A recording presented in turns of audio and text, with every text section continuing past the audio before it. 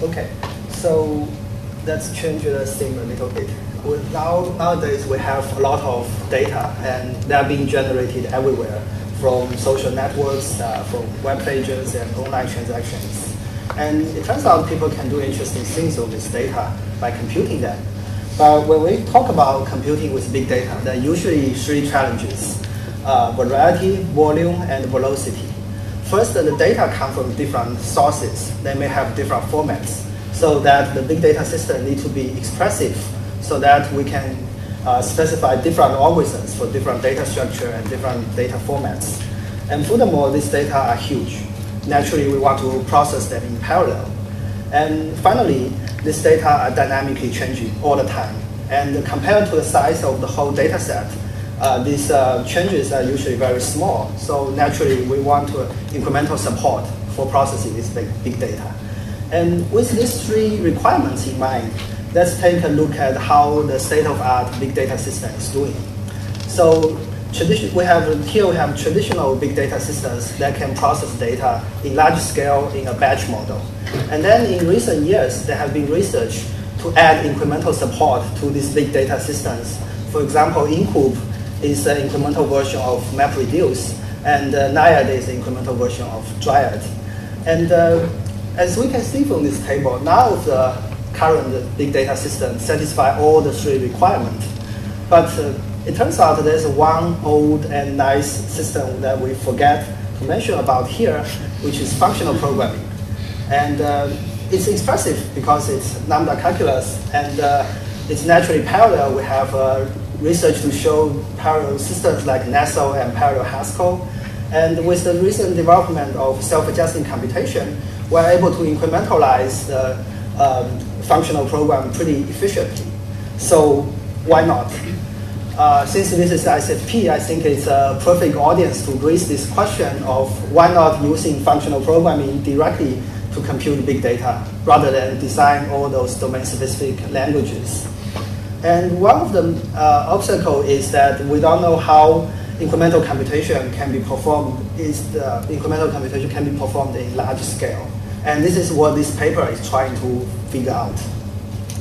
So to understand the problem better, let's first take a look at how self-adjusting computation works. And in the general way that you just write an ordinary ML program, and then we have a compiler to do a type-directed translation that generates a self-adjusting program. And different from an ordinary program, when you feed the input to self-adjusting program, it not only produces an output, but it also records the dependency graph for this execution trace in the memory.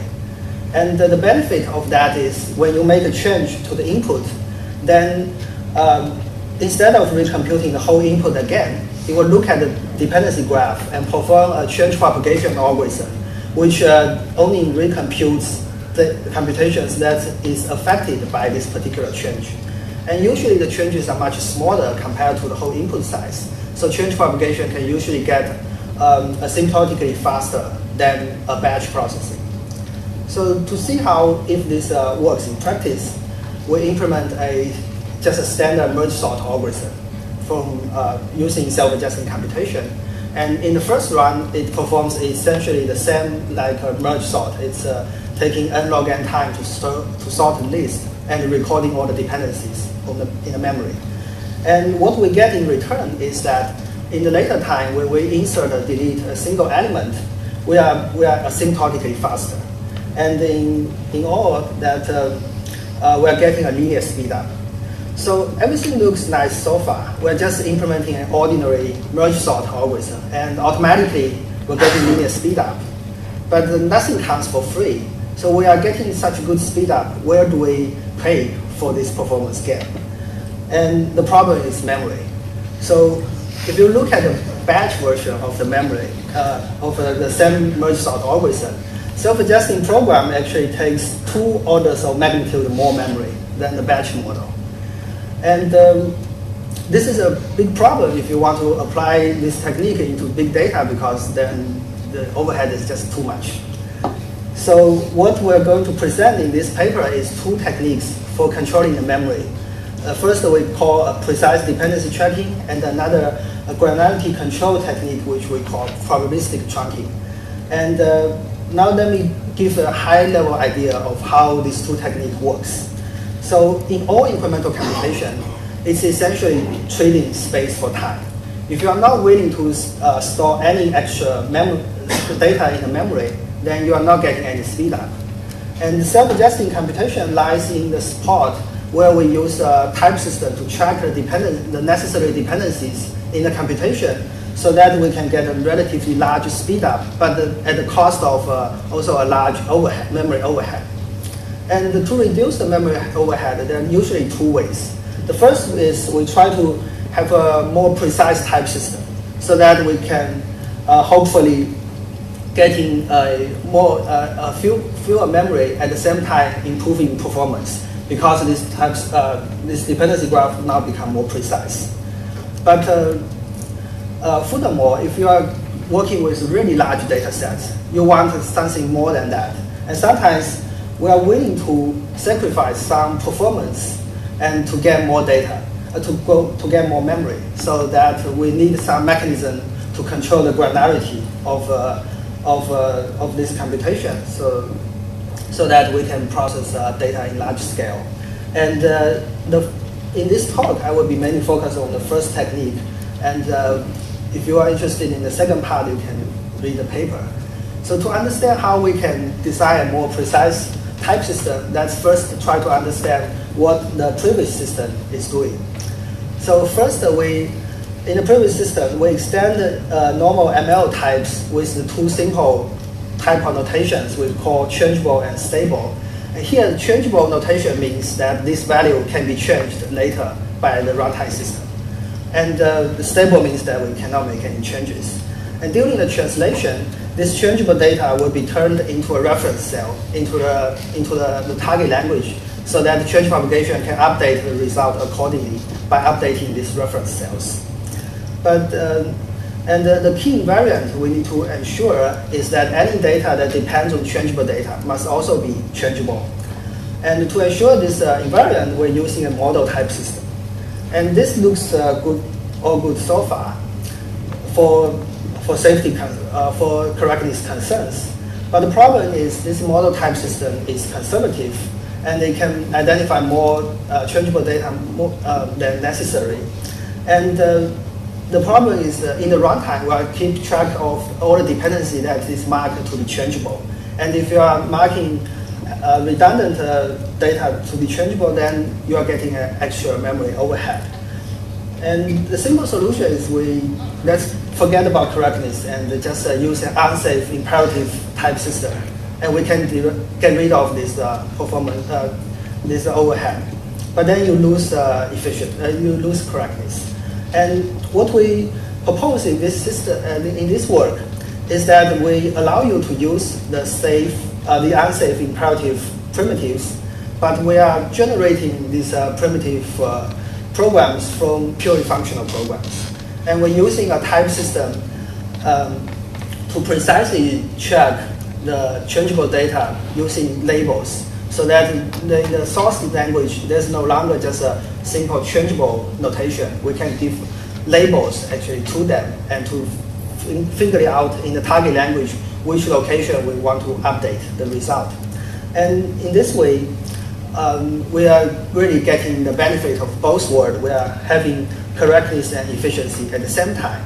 So theoretically, what we do is we have a type inference algorithm that is able to infer all these concrete labels in the program. And based on this label, we do a destination parsing translation to derive a imperative program. And we prove that this translation preserves the type, which is type sum.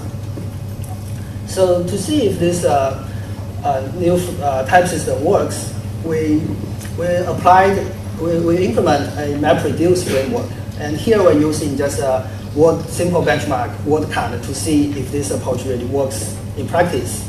And in general, with this new type system, the update time is about 6 times faster. And we're getting a space reduction by constant factor of 2. But this is really not enough still remember in the merge sort example, we are getting about 100 times memory overhead. So what we really want to do is a technique to control the granularity of this dependency graph. And the general idea of granularity control is very simple, that we can, instead of tracking each individual element in a dependency graph, we can block a bunch of data together into a single reference cell, and then we can reduce the memory overhead significantly. But the problem is a straightforward implementation is not efficient.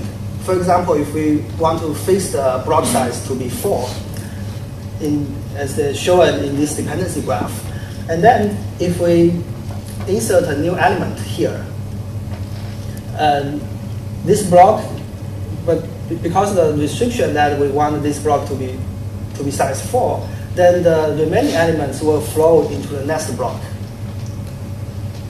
And this goes on to the rest of the list, so that it's no longer the case that we can make a single update and it will affect the whole length of the list. And so what we do instead is we try to come up with a probabilistic approach that that makes sure that these changes are local in terms of the update. And we don't have enough time to mention the details, but please come to see the paper for that.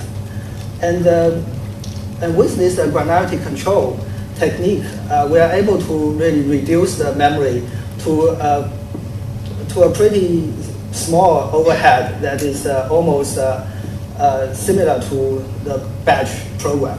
So for example, at a block size of 100, we are getting like less than 5 times memory overhead. And in return, if you look at the performance speed up, using large blocks, of course, it will take longer time. But even for a block size of 100, you are still getting like over 2,000 times speed ups. So now we have talked about both techniques for precise dependency tracking and granularity control to try to reduce the memory overhead for self-adjusting computation. And does it really work in practice? So we implement 3 benchmarks for big data analytics, basically PageRank and graph connectivity, and approximate algorithm for social circle counting. And please note that this implementation are prototype implementations. And currently it's only for single machine. Everything is loaded into a memory and it's sequential. But even under these constraints, we are getting a very nice performance and with relatively small memory overhead. So first let's look at the PageRank. We're feeding a Twitter graph with like 300 million edges. And the change model we perform is to randomly insert and delete 1,000 edges. And for the batch program, it will require about 100 seconds to process the whole graph. And the incremental version takes in the order of milliseconds to finish. And we also apply this technique to various other social graphs of different sizes. And in general, we're getting about 300 times speed up at the cost of 10 times memory overhead. And the second example is we apply this to graph connectivity, which is a bit more computational intensive application than PageRank. And we use data from LiveJournal, which has 1 million vertices. The change model we perform is we insert and delete and remove 1 vertex at a time. And so for processing the whole graph, it takes about 100 seconds. But the update time is about 0.1 seconds. And because this computation is still more memory time consuming than PageRank, so we are getting a bit higher memory overhead. It's about 30 times. And in summary, so hopefully I have convinced you that we can, with the combine the right kind of techniques, we can use functional programming to compute large and dynamic data. By precisely, we can use self-adjusting computation, and with some techniques to control the time and space, we are able to process this big data efficiently. And because of the time limits, I'm glossing over a lot of details. Please come and see the paper. And for future work, we plan to, the natural next step is to try to apply this into a parallel setting. And we can combine the benefits of incremental computation and the parallelism. So that's all.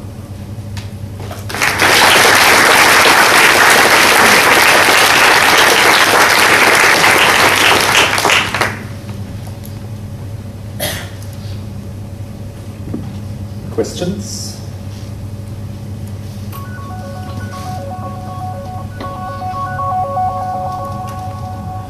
Pavel Lependinin Limited. So I was wondering whether you did any experiments on larger changes to graphs, for example, something more impactful than just removing a single vertex. For example, removing and adding simultaneously a number of edges to a graph. What would be the results? I would be very interested in that.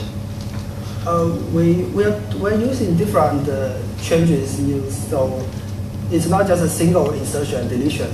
So like in the PageRank example, it's insertion like 1,000 edges per time. Right. Sorry, I missed that. Thank you. Do you have an idea the actual production database that are used by the companies whose data you use? How often does it happen that they have memory to spare and they really want to be faster and do some? I mean, is it realistic to hope that they will dedicate 10 times more memory to the same data set? Or do you think you need to decrease it further? I don't understand the question. Can you say it again? Do they have strong constraints on the memory, or would they be willing to explode the memory budget to get a much faster change as you have demonstrated? Yeah, so essentially this is a trade-off between time and space. It depends on like how much memory you have, and if you have more memory, then you can do a more precise analysis and getting more benefit from the incremental computation. If your memory is limited, then we will need to do some granularity control and by having some performance penalty. So it's really a trade-off that the user need to figure out in the real case.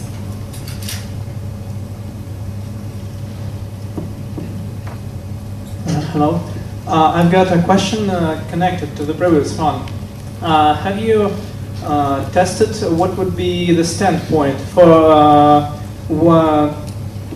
what would be the speed up when you got approximately the same memory as the batch? Mm-hmm. And will it be the speed up? The speed up is, you mean for merge sort or other? No, yeah. For example, for merge sort. For merge sort, it's, I think I have some backup slides.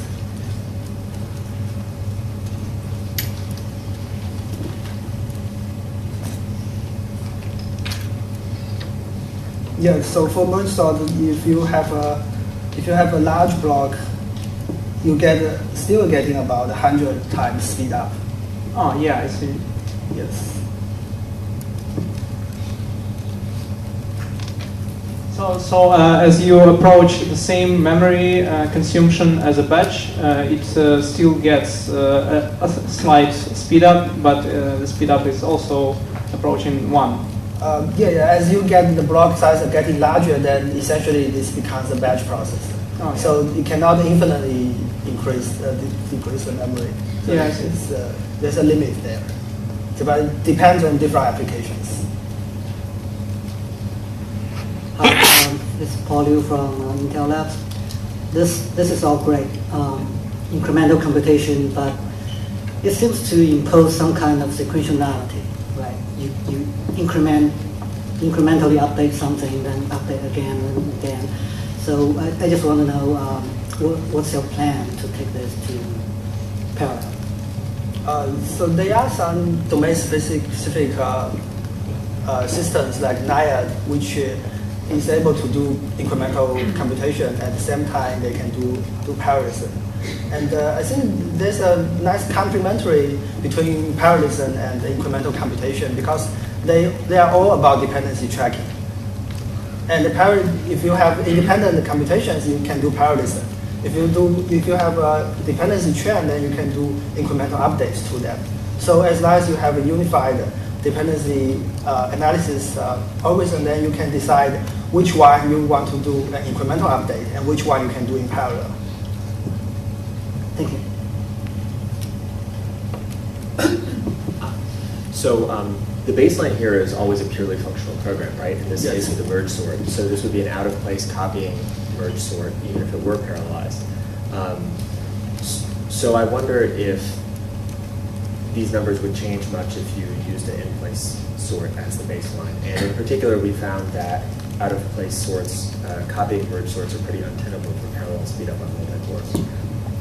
So I'm just wondering what the incrementalization strategy is if you started with a different baseline merge sort here. Yeah, we haven't tried the imperative version yet. It would be interesting to see how that performs. Yeah, currently, all we tried is using purely functional programs. My second question, if there's time for it, is since you have this huge trade-off with memory, I wonder if it's on your roadmap to look at using disk for storing these. Yeah, sure. There's a lot of things the operating system can do, like they can cache out the memory, unused memory into disk, and yeah, if we can have a system that we can take advantage of all these system level optimizations. Yes. Thanks. Alexei Romanov, Huawei. I just wanted to ask if you could translate the entire core fragment of SML or some part of it. I didn't hear the first part. Can you translate the entire core fragment of SML? The entire, you mean incrementalized SML? Yes, all of SML or some only some programs written? Yeah, that's an interesting question. We would like to do that, but we haven't tried yet. I think one thing with language is that they have some imperative features inside. Like in type inference, you usually have these reference cells to label the... Yes, you already said that you didn't try imperative. I want to ask if you cover entire core fragment of SML. Mm-hmm. Yeah, that's... it's interesting. It would be interesting to see how that works, but we haven't tried it yet. Thank you.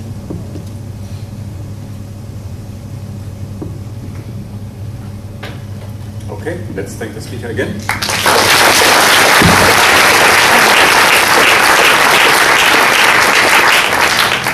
So this concludes the session, and we